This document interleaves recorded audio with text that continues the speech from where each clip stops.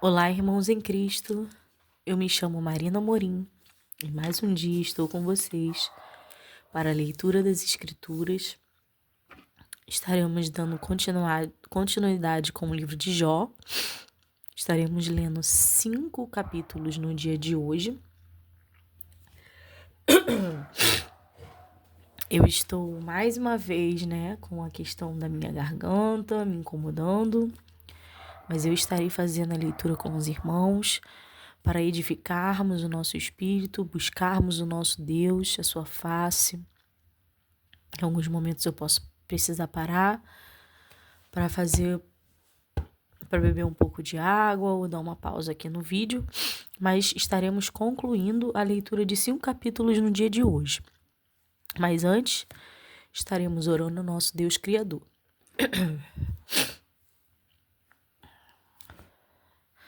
Oremos. Senhor Deus e Pai, louvado e engrandecido seja o teu santo nome. Pai, adoramos ao teu nome, ao teu ser, tudo que tu és. Entregamos, Senhor, neste dia, as nossas vidas em tuas mãos. Que o Senhor cuide, Senhor, de nossa saúde, nos dê força e coragem. Que nós possamos, Senhor, descobrir através da tua palavra, com o testemunho do qual daqueles que viveram antes de nós, as suas maravilhas, tudo quanto o Senhor fez. Como hoje estaremos lendo, Senhor, e dando continuidade ao livro de Jó, esse livro tão icônico e tão profundo.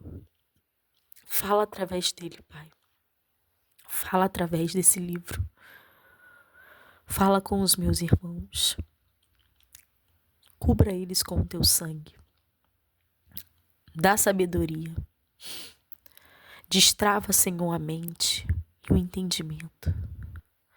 Que nós possamos alcançar tudo quanto esse livro, essas palavras, tenha nos mostrado de ti. Em nome de Jesus, é o que te pedimos e já te agradecemos. Amém. Graças a Deus. Livro de Jó. Jó amaldiçoa o seu nascimento e lamenta a sua miséria. Capítulo 3. Depois disto, abriu Jó a sua boca e amaldiçoou o seu dia. E Jó falando disse: Pereça o dia em que eu nasci, e a noite em que se disse, foi concebido um homem. Converta-se aquele dia em trevas, e Deus lá de cima não tenha cuidado dele, nem resplandeça sobre ele a luz. Contaminem-no nas trevas, as trevas, e a sombra da morte habitem sobre ele em nuvens. Negros vapores do dia e espantem. A escuridão tome aquela noite e não se goze entre os dias do ano, e não entre no número dos meses. Ah, que solitária seja aquela noite, e suave música não entre nela. Amaldiçoem-na aquelas que amaldiçoam o dia, que estão prontos para fazer correr o seu pranto. Escureçam-se as estrelas do seu crepúsculo. Que espere a luz e não venha, e não veja as pestanas dos olhos da alva. Portanto, não fechou as portas do ventre, nem escondeu dos meus olhos a canseira, porque não morri eu desde a madre, e em saindo do ventre não expirei. Por que me receberam os joelhos, e por que os peitos para que mamasse? Porque já agora jazeria e repousaria, dormiria e não haveria repouso para mim. Com os reis e conselheiros da terra, que para si edificavam casas nos lugares assolados. Ou com os príncipes que tinham ouro e enchiam as suas casas de prata. ou como aborto oculto, não existiria como as crianças que nunca viram a luz. Ali os maus cessam de perturbar, e ali repousam os cansados. Ali os presos juntamente repousam, e não ouvem a voz do exator. Ali está o pequeno e o grande, e o servo fica livre de seu senhor, porque se dá a luz ao miserável, e vida aos amargurados de ânimo, que esperam a morte, e ela não vem, e cavam em procura dela mais do que de tesouros ocultos. De que alegria saltam e exultam achando a sepultura. Porque se dá a luz ao homem cujo caminho é oculto e a quem Deus o encobriu. Porque antes do meu pão vem o meu suspiro e os meus gemidos se derramam como água. Porque o que eu temia me veio e o que me receava me aconteceu. Nunca estive descansado, nem sosseguei, nem repousei, mas veio sobre mim a perturbação.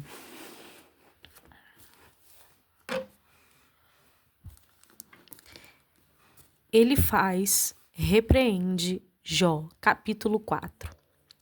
Então respondeu Elifaz, o temanita, e disse: Se intentarmos falar-te, enfadar-te-ás, mas quem poderá conter as palavras?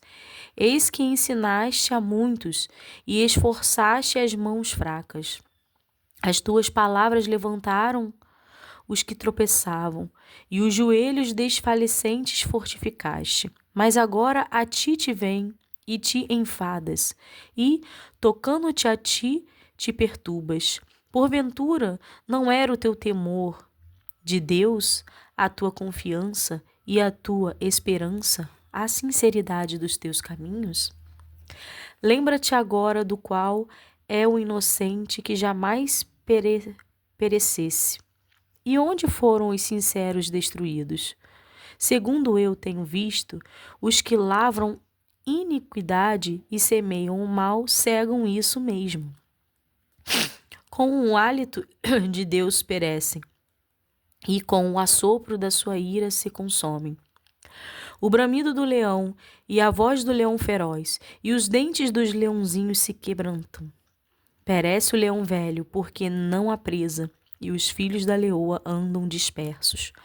Uma palavra se me disse em segredo, e os meus ouvidos perceberam um sussurro dela. Entre pensamentos de visões da noite, quando cai sobre os homens e o sono profundo. Sobreveio-me o espanto e o tremor, e todos os meus ossos estremeceram. Então um suspiro passou por diante de mim, fez-me arrepiar os cabelos da minha carne. Parou ele, mas não conhecia sua feição. Um vulto estava diante dos meus olhos, e calando-me, ouvi uma voz que dizia: Seria porventura o homem mais justo do que Deus? Seria porventura o varão mais puro do que o seu Criador?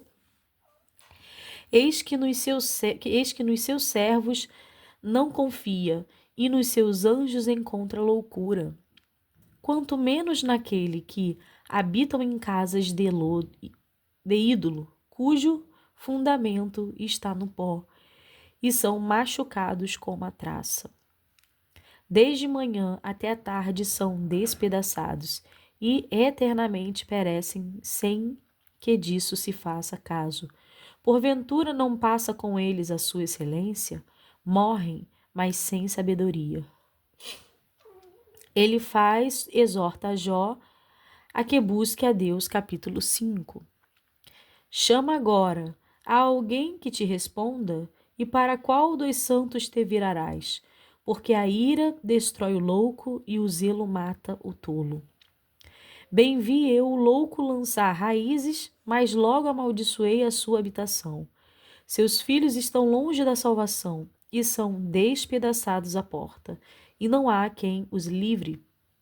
Sua mese a devora, o faminto que até dentre os espinhos atira.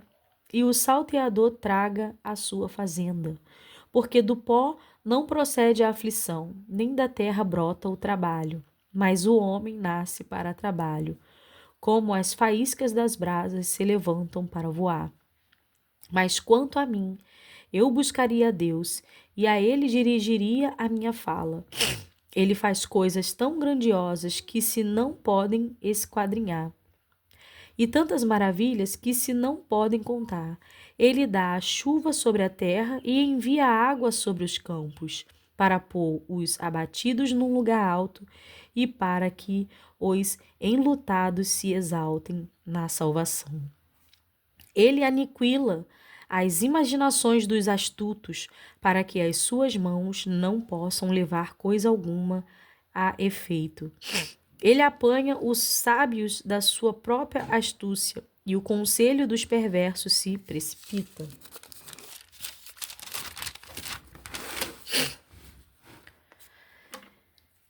Eles de dia encontram as trevas, e ao meio-dia andam como de noite as apalpadelas.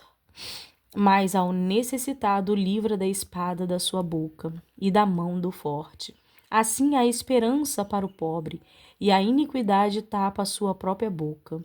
Eis que bem-aventurado é o homem a quem Deus castiga. Não desprezes, pois, o castigo do Todo-Poderoso, porque ele faz a chaga e ele mesmo a liga. Ele fere e as suas mãos curam.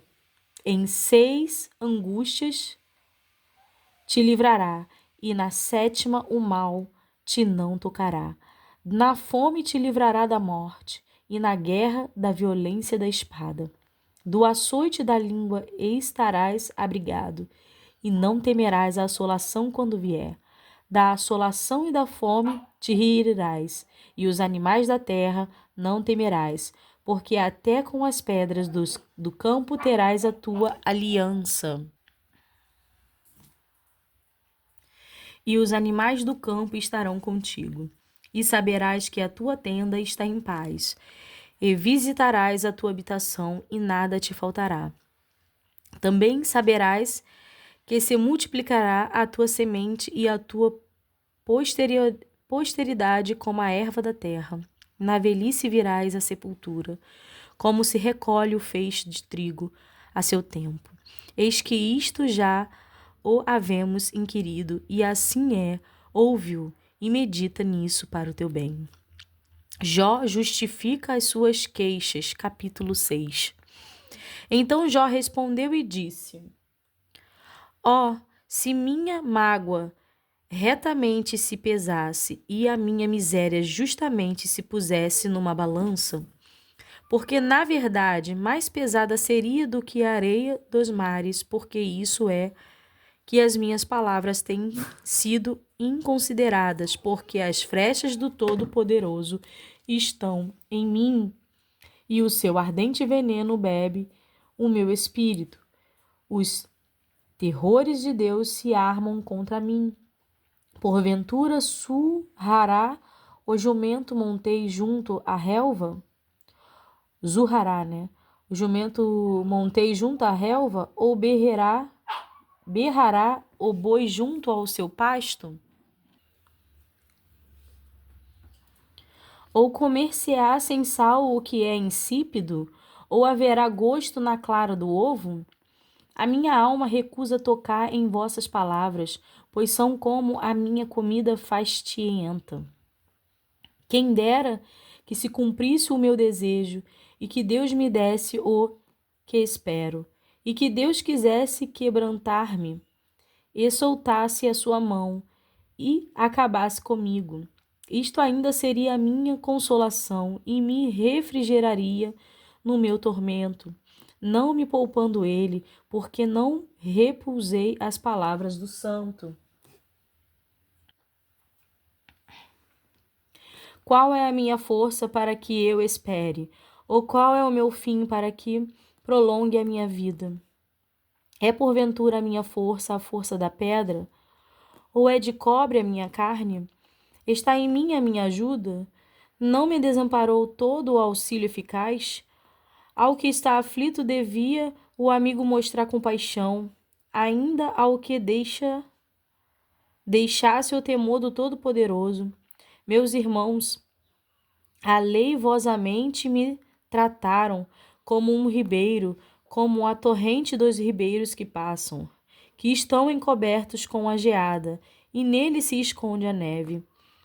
No tempo em que derretem com o calor, se desfazem, e em se aquentando, desaparecem no seu lugar.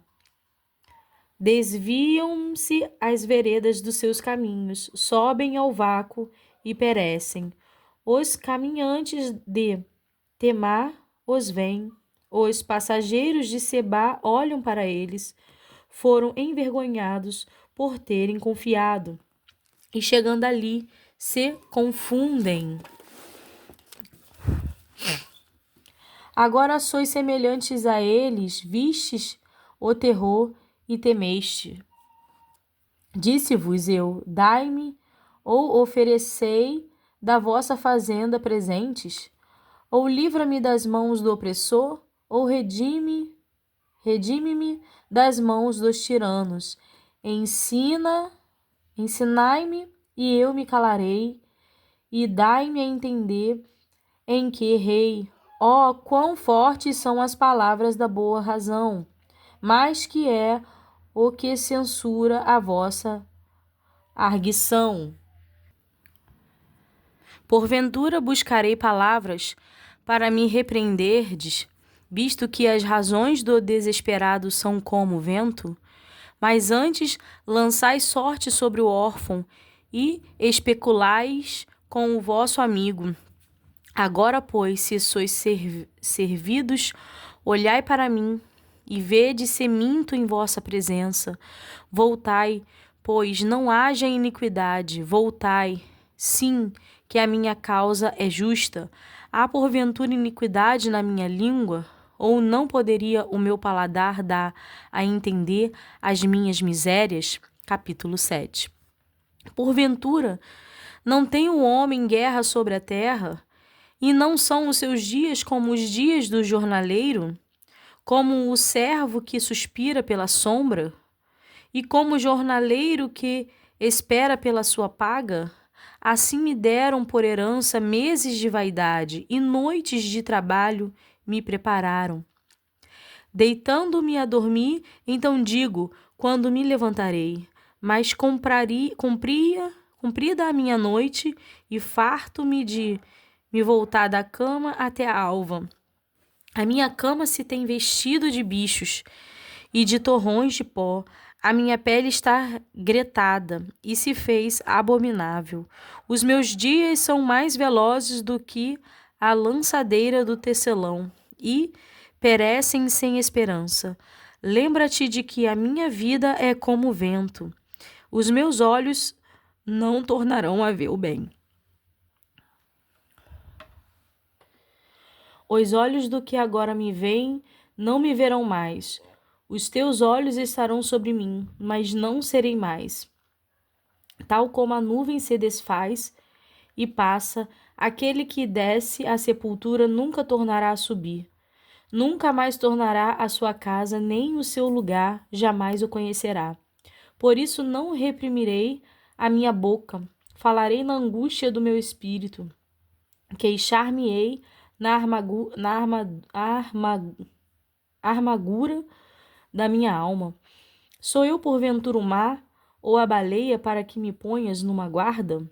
Dizendo eu, consola-me a minha cama, meu leito aliviará a minha ânsia?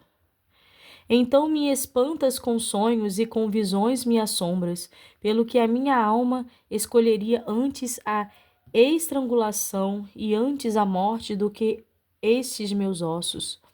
A minha vida abomino, pois não viverei para sempre. Retira-te de mim, pois vaidade são os meus dias, que é o homem para que tanto o estimes, e ponha sobre ele o teu coração, e cada manhã o visites, e cada momento o proves. Até quando me não deixará nem me largarás até que engula a minha saliva. Se pequei, que te farei, ó guarda dos homens, porque fizeste de mim um alvo para ti, para que a mim mesmo que seja pesado, me seja pesado. E porque me não perdoas as minhas transgressões, e não tiras a minha iniquidade, pois agora me deitarei no pó, e de madrugada me buscarás, e não estarei lá. Então aqui a gente encerra com a leitura de 5 capítulos, né? Com a indagação de Jó. O primeiro amigo já fala, né? Já tenta indagar também. Jó indaga e o amigo dele ele faz, já rebate, mostrando as coisas de Deus, quem é Deus, tentando imputar alguma culpa para Jó. Mas Jó, ele, depois aqui, ó, Jó justifica as suas queixas. E aí ele começa a tentar justificar, né, como diz o início do capítulo, o porquê dele estar se queixando, para que os amigos vejam em qual momento ele está. Mas, ao decorrer dos próximos capítulos, veremos que Deus se apresentará extremamente poderoso para Jó. E nós vamos entender como Jó recebe esse falar de Deus e o que ele fala após essa presença divina do nosso Criador. Somente até aqui, irmãos. Eu desejo que os irmãos fiquem com a paz do Senhor.